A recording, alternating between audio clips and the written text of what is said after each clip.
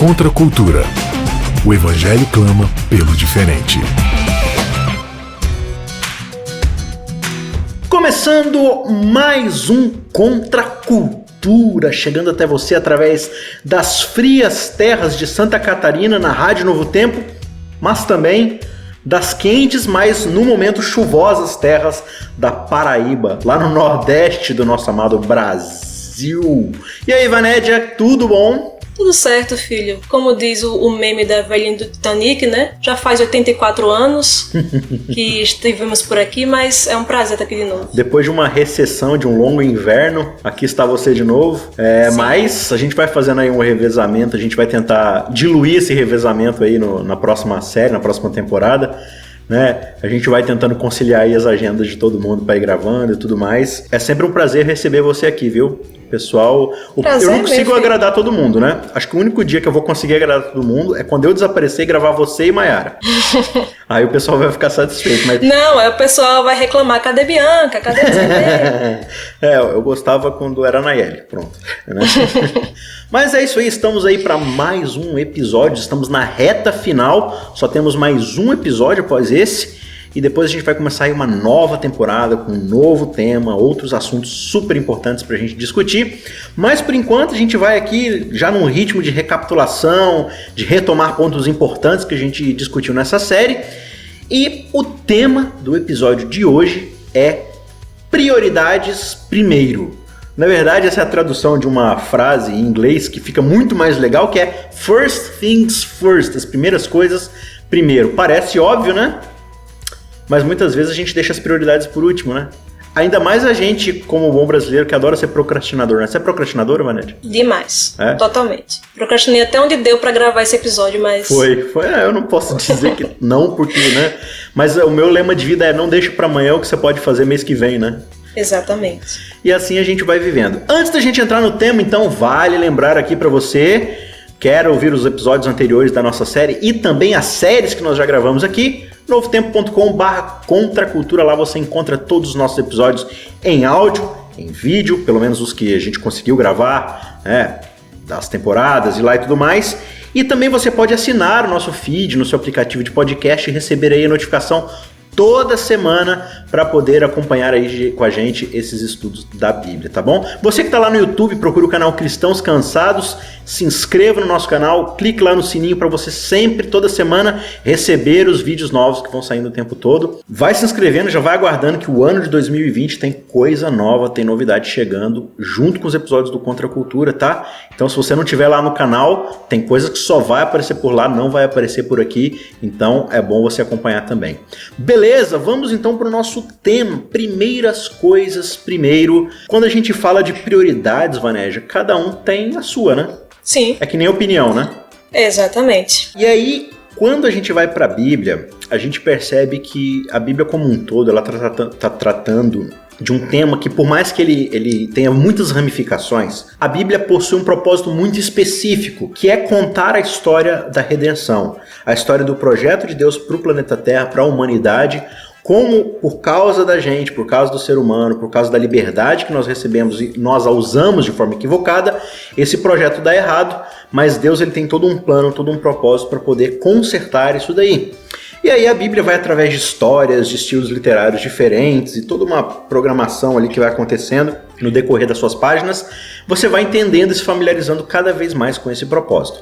A gente veio decorrendo desde o primeiro episódio, lá no Gênesis, passamos ali pelos patriarcas, pelos profetas, junto com os reis ali, né, chegando no ministério de Cristo, e no episódio anterior a gente finalizou falando ali sobre essa expectativa do advento de Cristo, do retorno de Cristo a essa terra e como a gente vive a justiça social e a teologia, os ensinamentos e a transformação que o Evangelho nos causa dentro da expectativa desse retorno.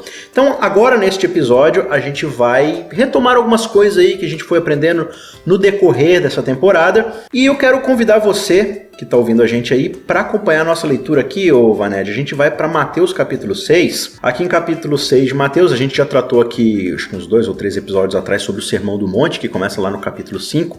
Jesus falando quais são as marcas, as características daqueles que são transformados ao aceitarem o convite para viverem no seu reino, né? Então, o nosso caráter vai sendo transformado por meio da graça de Cristo, do Espírito Santo do Evangelho, e a gente vai assimilando essas características de cidadãos que agora vivem neste novo reino. E esse reino, ele é diferente de tudo que a gente já viu. Como eu disse, a Bíblia ela tem um padrão, e esse padrão é mostrar qual é o caráter de Deus. Logo, por sermos imagem e semelhança de Deus, nós temos características que estão diretamente ligadas a quem Deus é. E o Evangelho busca nos conectar novamente com Deus para que a gente possa, pelo Espírito Santo, readquirir essas características. E aqui no capítulo 6, Jesus está aplicando aquilo que ele já vem explicando lá do capítulo 5, né? E agora ele vai começar a falar sobre um pouco desse estilo de vida do cidadão que está vivendo no reino, ou qual deveria ser, pelo menos, essas características, né? Aquele que vive no reino, ele vive de uma forma diferente, ele tem um jeito de pensar diferente.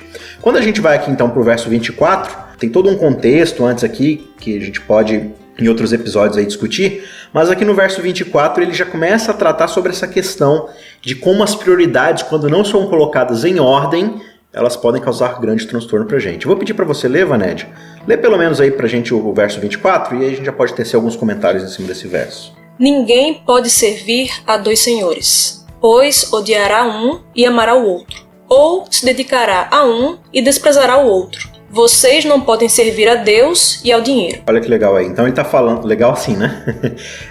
O que Jesus está chamando a nossa atenção aqui é algo muito importante. Vocês não podem servir a 2 senhores, porque você vai se ressentir de um e se dedicar totalmente ao outro.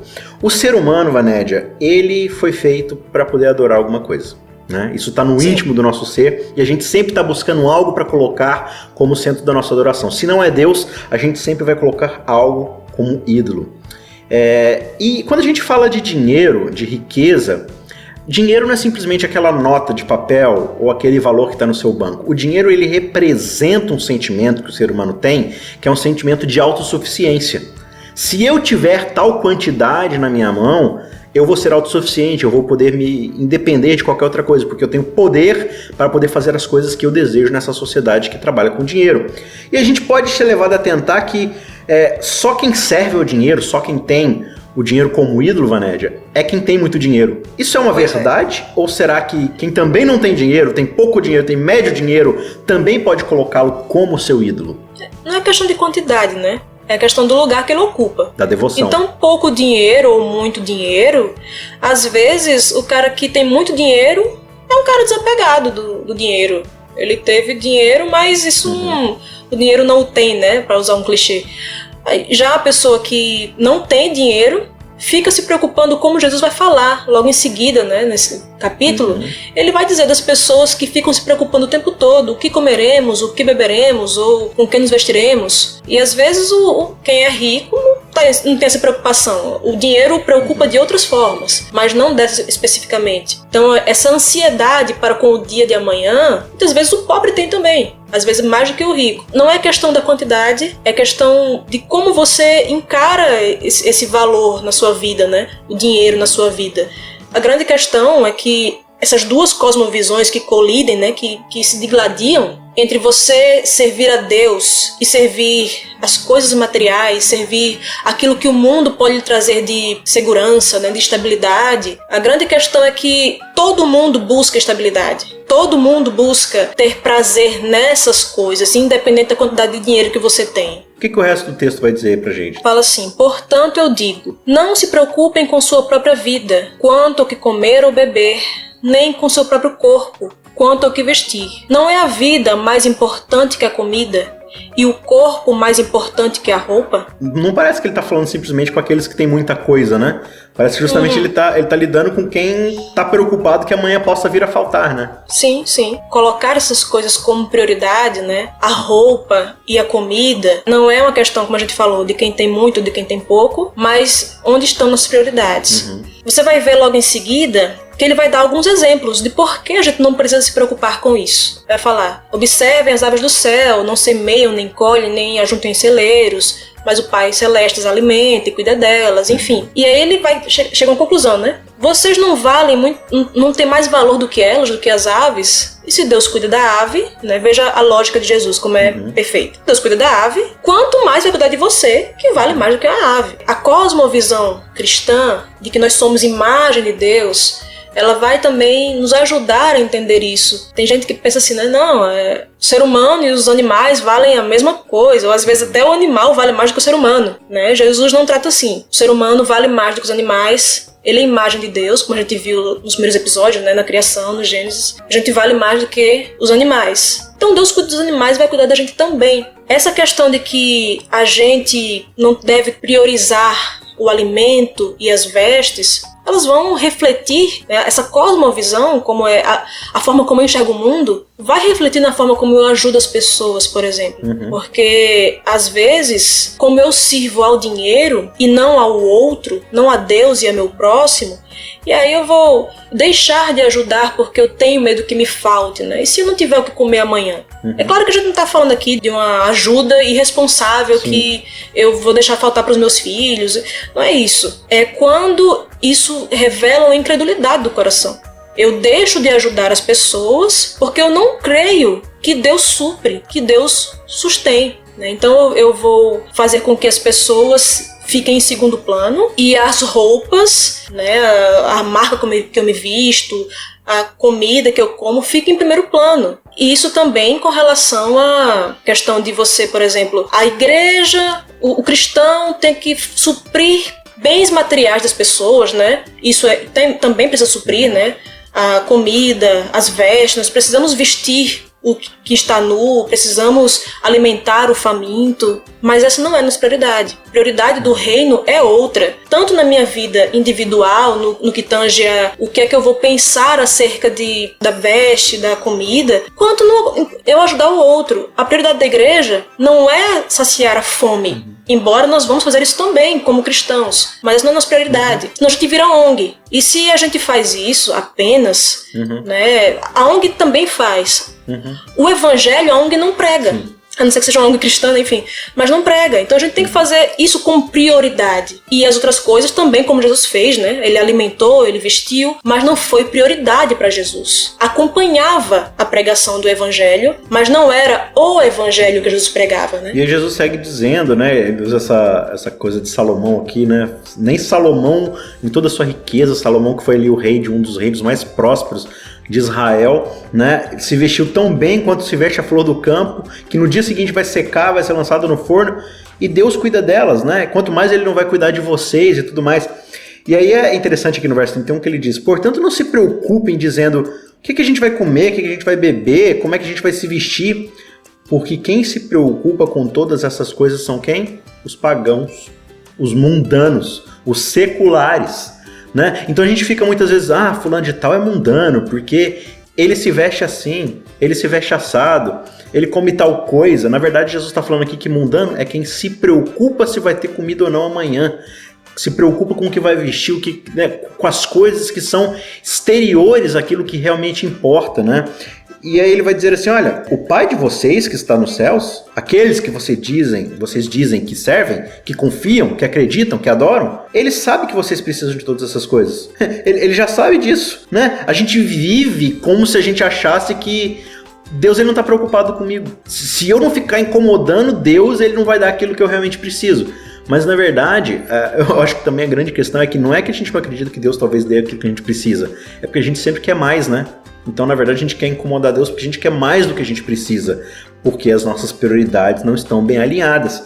E aí ele termina dizendo aqui, no verso 33, né? Mas busquem em primeiro lugar, ou seja, quais são as prioridades aqui então do reino? Busquem em primeiro lugar o reino de Deus e a sua justiça, e todas essas coisas lhes serão acrescentadas. Eu acho interessante quando ele coloca aqui, busquem em primeiro lugar o reino de Deus e sua justiça. Às vezes a gente tem a tendência de ler esse texto dentro da nossa cosmovisão cristã / secularizada, de ler assim, não, se eu buscar as coisas de Deus em primeiro lugar, no sentido de tipo assim, eu acordo de manhã e a minha primeira hora do dia eu faço as coisas de Deus, entre aspas aqui, né? Então eu acordei de manhã, o que eu vou fazer? Eu vou ler minha lição, vou estudar minha Bíblia, vou fazer uma oração. Agora que eu terminei o reino de Deus em primeiro lugar, em segundo, terceiro, quarto, quinto, sexto, sétimo, oitavo e nono e 10º lugar, eu vou trabalhar, eu vou cuidar dos meus interesses, eu vou correr atrás de dinheiro, de roupa, de coisas. Eu vou correr atrás de todas as coisas que realmente importam, mas na minha lista de tarefas, né, na minha to-do list, eu já marquei em primeiro lugar aqui, ó, reino de Deus, já fiz as coisas de Deus, então agora eu vou me virar para correr atrás do que realmente importa. Será que é essa, Vanégia, a forma de buscar em primeiro lugar o reino de Deus? Na verdade, o reino de Deus vai preencher tudo que a gente faz. Não é o primeiro item da lista, é a lista completa. Então, eu vou buscar a minha, a minha estabilidade financeira sem problema, mas visando o reino, né? Porque eu vou fazer isso para também ajudar aquele que precisa. Eu não vou fazer isso só pensando em mim, em satisfazer a mim e a minha família. Porque isso o mundano também pensa. O mundano também pensa em ter uma boa vida. Não há problema nisso. Agora, quando isso está em primeiro lugar e eu não penso em ter essa vida, porque, olha só, quantas pessoas eu poderia ajudar se talvez eu comprar menos livros? Gosto muito de livros, mas se eu não pensar somente em mim e for ajudar outra pessoa, às vezes eu vou precisar comprar menos livros, ter menos tempo para ler, porque eu vou sentar com a pessoa e ouvir o problema dela. Mas isso é colocar em primeiro lugar. Então não é um primeiro item da lista, ele vai preencher tudo o que eu faço. Não é eu ler a lição de manhã, e não tô falando que isso é errado, tá? Mas é a gente achar que isso aí eu vou fazer e a gente ainda mais decorou o texto errado, né? Porque todo mundo, onde eu chego assim, pergunto e digo assim, buscai, pois, em primeiro lugar o seu reino e a sua justiça e aí todo mundo fala, e todas as outras coisas ou as demais coisas. Só que o texto diz, todas estas coisas, né? Tem um pronomezinho relativo aí. Relativo ao quê? O que ele disse antes. O quê? Bebida, comida e vestes. Então eu não preciso me preocupar com essas coisas, porque Deus vai cuidar de mim. Tem até aqui uma coisa interessante, né? Que ele fala no verso 28, que 28 e 29, né? Que Deus faz, né, o lírio do campo, belíssimo, que nem Salomão se vestiu em toda essa beleza toda, mas amanhã ele é lançado no fogo, amanhã morre, né? Aí às vezes a gente pensa assim, não vou lutar pra fazer o bem ao outro, assim, pra melhorar um pouco as condições de alguém, se amanhã Jesus vai voltar, essa terra vai pegar fogo, amanhã a pessoa vai morrer, não importa. Deus cuida do lírio do campo, sabendo que amanhã ele vai morrer. A expectativa do futuro, né, não deixa com que a gente simplesmente viva o futuro. O reino de Deus, né, é essa tensão entre o já e o ainda não.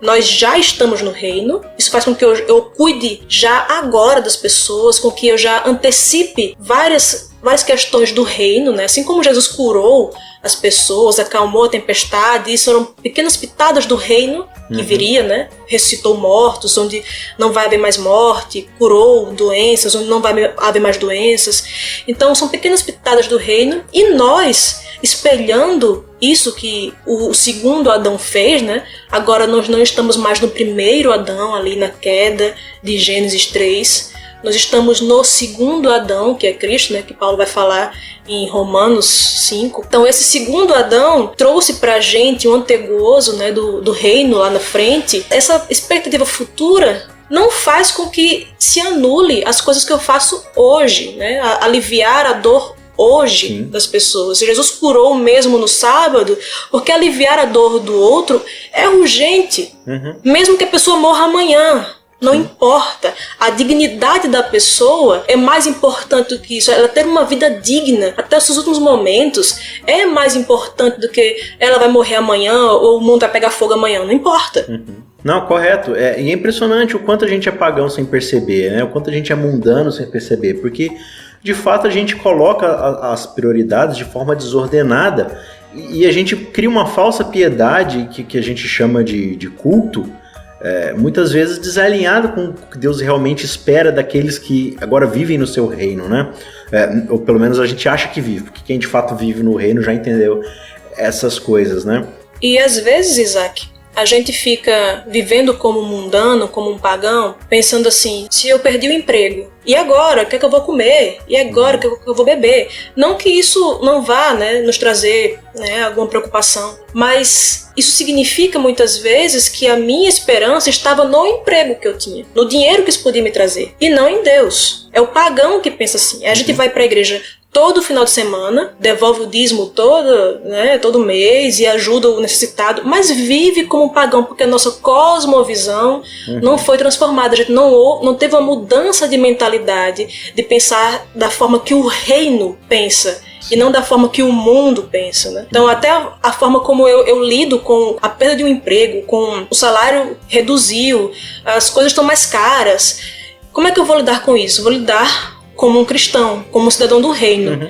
A minha prioridade não está nessas coisas. Lá na época medieval, né, o cristianismo tinha essa mentalidade de que existem ocupações, empregos, trabalhos, atividades que são sacras, que são santas, e outras que são seculares, mundanas, né? Então o sapateiro ali, o marceneiro, ele faz uma ocupação mundana, mas o professor ali, o médico talvez, né? O clérigo, esse cara ele ocupa uma função divina, um trabalho divino. Aí chega um camarada, chamado João Calvino, né? E começa a falar assim, gente, não, o que vocês realizam tem que necessariamente servir a Deus. Mas como é que uma cadeira que eu faço, ou como é que uma casa que eu limpo, como é que um Uber que eu dirijo pode servir a Deus? E muitas vezes a gente tem esses questionamentos porque a gente ainda vive com uma mentalidade de mundano, né? E a gente não entende como tudo nessa nossa esfera de atuação pode estar a serviço do reino se a gente buscar o reino de Deus em primeiro lugar, né? E se você for pensar assim, Deus, quando encarnou, ele veio como um líder religioso, assim, ele veio como um sacerdote, embora ele tenha essa função também de sacerdote, né? Mas ele veio como? Ele veio como um médico, ele veio como um carpinteiro. Os deuses pagãos talvez se encarnassem, né? Se eles aceitassem essa desonra que é a encarnação, talvez viriam como príncipes, como reis. Jesus é tudo isso, mas ele não deixou de ser o carpinteiro de Nazaré também, né? E ele cumpria tanto a vontade de Deus quando estava ali fazendo sua obra de carpintaria, assim como quando ele estava curando a multidão. Então assim, é obra de Deus também, porque você está usando essas coisas para abençoar pessoas. Então, buscar em primeiro lugar o reino é não pensar assim, olha, eu vou escolher essa profissão porque ela vai me dar mais estabilidade financeira, vai me dar um status melhor na sociedade. Não. Qual é a minha vocação? O que eu faço melhor? Como eu vou poder cumprir o meu chamado, que é glorificar a Deus? E o meu chamado de glorificar a Deus eu posso cumprir sendo médica ou sendo a faxineira. O chamado é glorificar a Deus. Sim. E eu vou glorificar a Deus em tudo. Qualquer coisa que eu escolha, qualquer coisa que eu faça bem, eu posso glorificar a Deus, né? E aí você tem na história humana quantas pessoas foram... A gente pode falar isso de forma bem enfática. Foram usadas por Deus, por exemplo, como alguém que cria penicilina. Imagina quantas vidas foram salvas, transformadas, tiveram uma segunda chance por causa que alguém se dedicou à profissão de pesquisar, de fazer ciência, de mexer com química. Mas o que mexer com química tem a ver com o reino de Deus?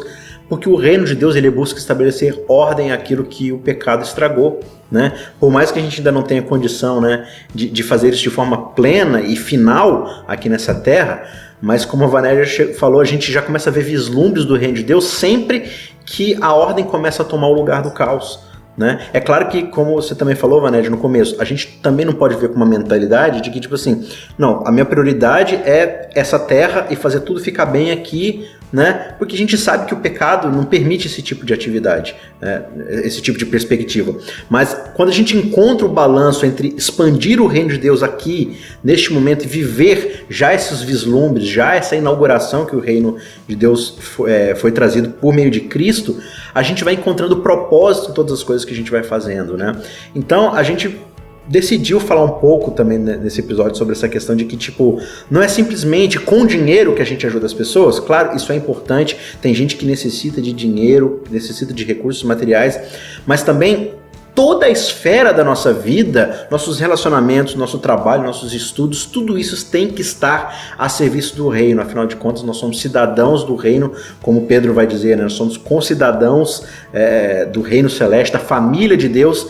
Portanto, a gente falou lá atrás, Vanédia, lá no episódio, acho que 9, nas bem-aventuranças, quando diz assim, né, bem-aventurados os pacificadores, porque serão chamados filhos de Deus, né? É interessante que naquela época as pessoas eram conhecidas pela profissão do seu pai, né? Ah, ele é o filho do carpinteiro, ele é o filho do médico, ele é o filho do agricultor. E Deus falou assim, como é que você é reconhecido como filho de Deus? Quando você traz a paz, quando você pacifica, né? Quando você traz conciliação. E é sobre esse assunto que a gente vai falar no episódio que vem. A gente vai continuar essa conversa nessa parte 2 aí, mas por enquanto a gente vai encerrando aqui. Vanédia, temos mais algum insight, mais alguma contribuição que a gente quer trazer aqui? Somente se lembrar, né, que quando a gente vive para o reino, vive no reino de Deus, a gente vai transformar toda a nossa visão de tudo que está ao redor. Em vez de usar esse texto de Mateus 6:33, por exemplo, para dizer assim: estudei minha lição, agora passarei no concurso porque coloquei em primeiro lugar as coisas de Deus e tudo mais, ou todas as outras coisas me serão acrescentadas. Não. Eu priorizei o reino na minha vida, que no caso o reino não é, como a gente acha também, né, que é só aquela coisa assim, quando Jesus voltar, aí vai vir o reino, né, como a gente falou, a gente tá no já ou ainda não, o reino já está aqui, Jesus falou várias vezes, o reino está no meio de vós, o reino dos céus é chegado, Nós já vivemos no reino, mas assim, que o reino é justamente isso, né, o governo de Deus. Então, se Deus governa a minha vida, e aí a questão dos dois senhores, né, que a gente começou lendo. Se eu tenho um senhor, ele governa a minha vida, então eu vou enxergar tudo que eu faço como uma extensão do reino. Meu trabalho vai ser uma extensão do reino, meus estudos vai ser uma extensão do reino, meus hobbies, a forma de eu praticar, meus hobbies, de eu ganhar meu sustento, tudo vai ser extensão do reino. Como é que eu posso não ajudar alguém pensando que amanhã vai me faltar? Eu não estou pensando como o reino, estou pensando como o mundo. Eu estou sendo incrédulo no fim das contas, né? E é por isso que Jesus chama essas pessoas de pagãos. Uma pessoa incrédula que na verdade ela adora ela mesma, o seu estômago, as suas necessidades, né? Mas aqueles que são chamados para o reino são chamados por um propósito diferente, que é o de serem embaixadores e representantes de Deus nesse reino que está frequentemente em expansão, até que ele venha para tomar tudo em suas mãos e reconciliar de uma vez por todas todo o cosmos, toda a criação debaixo da soberania de Deus, né? Com essas palavras a gente encerra, se despede, mas esperando que você nos reencontre na semana que vem para continuarmos esse bate-papo. A gente te espera lá. Até mais. Contra a cultura. O Evangelho clama pelo diferente.